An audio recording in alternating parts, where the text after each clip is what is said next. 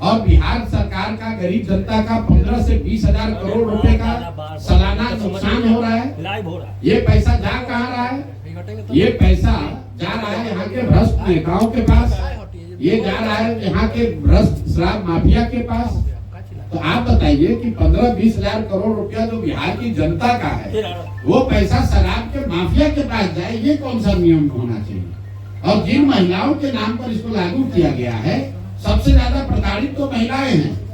1.25 लाख से ज्यादा लोग, आप अपना आंकड़ा जाकर देख लीजिए, 1.25 लाख से ज्यादा लोग आज भी शराबबंदी कानून के तहत जेल में हैं। और जो जेल में है वो ज्यादातर लोग गरीब, अति पिछड़ा, दलित, मुस्लिम परिवार के लोग हैं, जिनके पास केस लड़ने का, बेल बॉन्ड भरने का पैसा नहीं है। तो किसकी मदद के लिए कानून बनाया गया? आपने जिस तरह पूरे बिहार के हर जिले में दौरा किया, उसी तरह से कांग्रेस भी कन्हैया कुमार के नेतृत्व में जन यात्रा शुरू की है। क्या वह जमीन अपना तलाश कर रही है? नया प्रदेश अध्यक्ष भी लाया गया है। बहुत अच्छी बात है, कांग्रेस बड़ा दल है, उनको प्रयास करना ही चाहिए। आश्चर्य की बात यह है कि 40 वर्ष उनको लग गया ये जानने समझने में।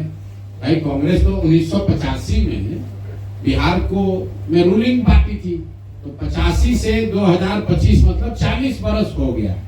40 वर्ष के बाद ही सही, अगर हम लोग के प्रयास से कांग्रेस जग जाए या कोई दूसरा दल जग जाए, यही तो ताकत हम आपको बता रहे हैं कि जन सुराज के आने से बिहार नहीं सुधरेगा। जन सुराज के आने से यहाँ लोकतंत्र जिंदा होगा। सारी पार्टियों पर यह दबाव होगा कि हम काम नहीं करेंगे तो हमको जनता वोट नहीं देगी। तो कांग्रेस भी सजग होगी, राजद भी सजग होगा। राजद भी मुसलमानों को जो बंधुआ मजदूर समझता है वो नहीं समझेगा।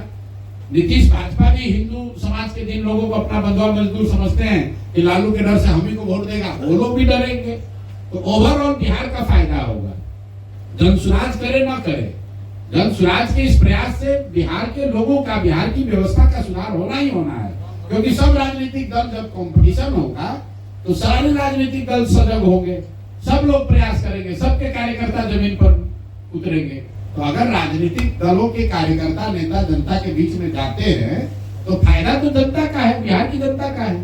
अच्छा, आखिरी सवाल, लालू फैमिली पर ईडी कार्रवाई को किस रूप में आप देखते हैं?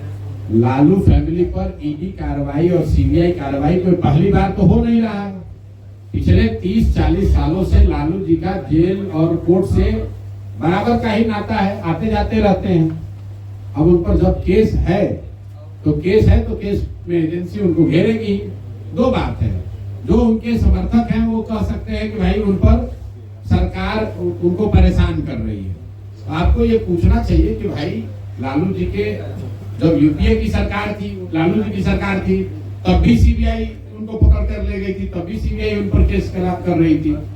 जब पहली बार लालू जी पर चार्जशीट हुआ उस समय तो देवगौड़ा जी प्रधानमंत्री थे, लालू जी के बनाए हुए सरकार के दौरान ही उन पर सीबीआई ने एक्शन लिया था। तो ये चारा घोटाला से जो दौर शुरू हुआ है पिछले 30-40 सालों से लालू जी पर इस तरह की कार्रवाई या उनसे जुड़े हुए लोगों पर होती रही है। उसमें कितनी सच्चाई है, नहीं सच्चाई है, हम नहीं जानते हैं। लेकिन जो यहाँ पर कानूनी व्यवस्था है उसके तहत कार्रवाई हो रही है। यहाँ तक मुझे लगता है कि इस कार्रवाई को अपने गति से होने देना चाहिए। दूध का दूध, पानी का पानी हो जाएगा। बिहार का सबसे बड़ा समस्या है पलायन, कैसे सर उसे रोक पाएंगे? जो और अगर 1000 बार पिछले 2.5 वर्षों में गांव-गांव जाकर हमने बताया कि बिहार में पलायन को, अगर लोगों के पलायन को रोकना है तो उसके लिए सबसे पहले पूंजी का पलायन रोकना है। पूंजी के पलायन के रुकने से बुद्धि का पलायन रुकेगा, और बुद्धि का पलायन अगर रुक जाए तो श्रम का पलायन अपने आप रुक जाएगा। हर साल बिहार से जो 2.5 लाख करोड़ रुपया बैंकों के माध्यम से आपका हमारा पैसा बिहार से बाहर जा रहा है, उस पैसे को जनसुराज रोकना चाहता है। अगर बैंकों से ये पैसा बाहर जाना रुक जाए तो हर साल बिहार में 2 से 2.5 लाख करोड़ रुपया अलग से बजट के अलावा 2 से 2.5 लाख रुपए का निवेश होने लगेगा। जैसे ही ये पैसा यहाँ रहने लगे तो लोग, बहुत बड़ी संख्या में यहाँ छोटे मोटे रोजी रोजगार शुरू हो जाएंगे, और उसी से हम लोग कह रहे हैं कि साल भर के अंदर पलायन रुकेगा। दूसरा पलायन रोकने के लिए हम लोगों ने ये कहा कि अगर मनरेगा को खेती से जोड़ दिया जाए तो बहुत बड़ी संख्या में जो कृषि आधारित मजदूर बाहर जा रहे हैं वो बिहार में ही कृषि आधारित जो क्षेत्र में मजदूरी कर पाएंगे। तो जन स्वराज ने 2 रास्ते बताए हैं। पूंजी का पलायन रोककर बुद्धि और श्रम का पलायन रोका जाए, और दूसरा जो खेती आधारित व्यवस्था है उसमें मनरेगा को खेती से जोड़कर बहुत बड़ी संख्या में जो खेतिहर मजदूर हैं उनके पलायन को रोकने की बात कही गई है। सर, आप जिस तरह कह रहे हैं कि शराबबंदी 1 घंटा में शुरू कर देंगे, क्योंकि आप गोपालगंज में प्रेस कॉन्फ्रेंस कर रहे हैं, इस स्थिति में गोपालगंज की 3 समस्या सदियों से रहा है, और जो भी पार्टी आता है कहता है गंडक, गुंडा और गंडा, और उसके जो समस्या रहा है सदियों से आते रहा है। तो क्या आप आश्वस्त करेंगे गोपालगंज की जनता को? इसी तरह का भाषण कर दिए। मैं गोपालगंज की जनता को ये कहूंगा कि अगर पूरा बिहार डूब रहा है तो उसमें गोपालगंज नहीं सुधर सकता है। अगर जहाज डूबेगा तो उसमें बैठा हुआ हर आदमी डूबेगा। पूरे बिहार में अगर चीनी मिल बंद हो रहा है तो गोपालगंज में गन्ना किसानों का भला नहीं हो सकता है। अगर पूरे बिहार में बाढ़ और नदियों के कटाव की समस्या है तो यहाँ पर गंडक की समस्या से निजात नहीं दिलाया जा सकता है। अगर पूरे बिहार में गुंडागर्दी और लॉ एंड ऑर्डर खराब है तो गोपालगंज को आप स्विट्जरलैंड नहीं बना सकते हैं।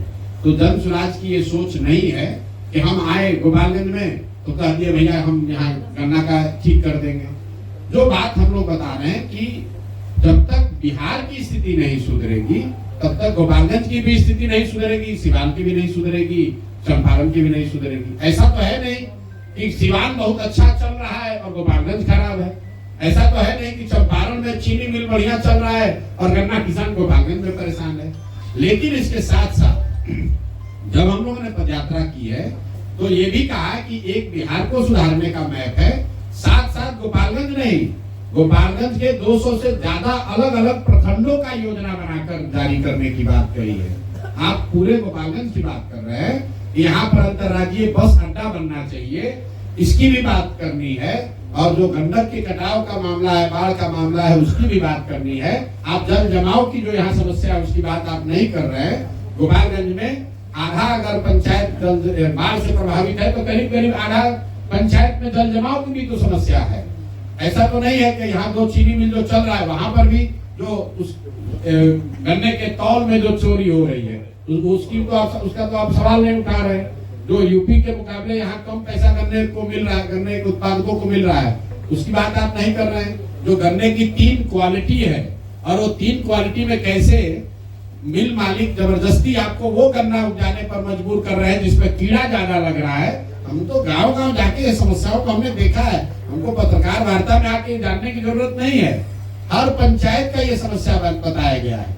मुझे लगता है कि गन्ने का जो ये किस्म है, जो 3 जो श्रेणी है, वो तो सबसे बड़ी समस्या किसानों ने मुझे वो बताया कि जो किसान यहाँ गन्ना उपजाता था उसको हटाकर मिल वाले कह रहे हैं कि तुम हमारा वाला उपजाओ, ग्रेड ए वाला, और उस ग्रेड ए में इतना ज्यादा कीड़ा लग रहा है कि उस बेचारा ऐसे ही नुकसान हो रहा है। वही हाल है तो यहाँ पर सबसे बड़ी चोरी तो यहाँ पर तौल में है, गन्ना के तौल में जो चोरी है वो माफिया की तो बात ही नहीं कर रहे हैं आप लोग। तो जब तक पूरी व्यवस्था नहीं सुधरेगी तो सिर्फ गन्ना गंडक गुंडई की बात करने से नहीं होगा। ये तो बात 40 साल से चल रही है। मैं आपको ये कहना चाह रहा हूँ कि बिहार की व्यवस्था सुधरेगी तो गोपालगंज भी सुधरेगा। और जहां तक जन स्वराज की समझ की बात है तो 2 साल हमने यही तो लगाया है कि गांव गांव जाकर समझे कि गोपालगंज के गांव में, बेतिया के गांव में, सुपौल के गांव में क्या समस्या है, ताकि जब व्यवस्था को सुधारने का अवसर मिले तो निचले स्तर पर जो जानकारी इकट्ठा की गई है उसको देखकर कोई न कोई रास्ता निकाला जाए। आखिरी सवाल है सर कि 29 मार्च को अमित शाह भी आ रहे हैं बिहार में, कई बड़ी पार्टी कब आ रहे हैं? 29 मार्च को। हाँ।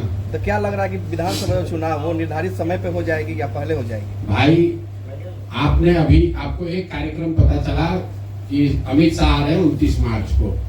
हम आपको बिना उनके कार्यक्रम के जाने हुए बता देते हैं कि अगले 6 महीना में प्रधानमंत्री और अमित शाह को पूरे देश में सबसे ज्यादा प्यार बिहार से ही हो जाएगा।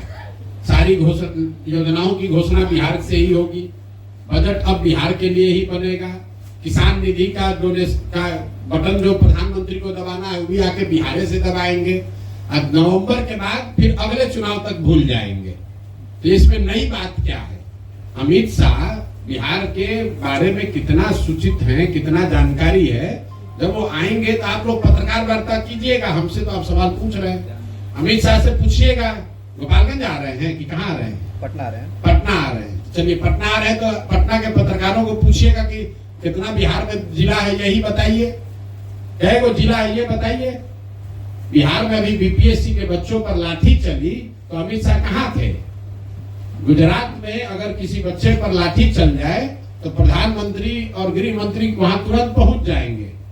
गुजरात में एक दिन बाढ़ आता है, पूरा केंद्र सरकार वहां जाकर बैठती है। बिहार में हर साल बाढ़ आता है, कोई सुध लेने नहीं आता है। आपने अमित शाह मोदी का कोई बयान सुना? आप यहाँ चीनी मिल पर कुछ बोले? यहाँ के बिहार के लोग जो जाकर गुजरात में मजदूरी कर रहे हैं उस पर बोले जरा अमित शाह।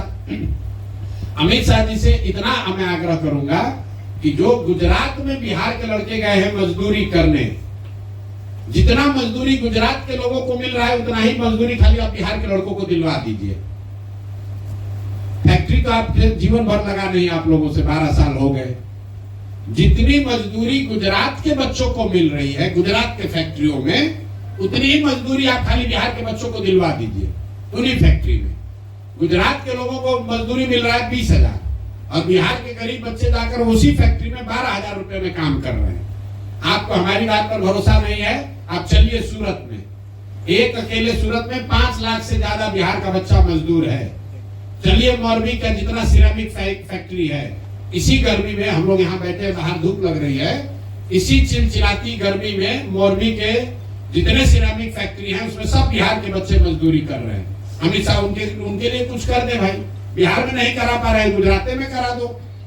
वोट लेने की बात होगी तो सबको बिहार याद आएगा।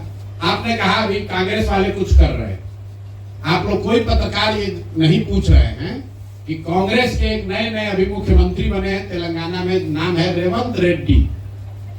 2 वर्ष पहले अभी मुख्यमंत्री बने हैं, जुमा 2 वर्ष हुआ है।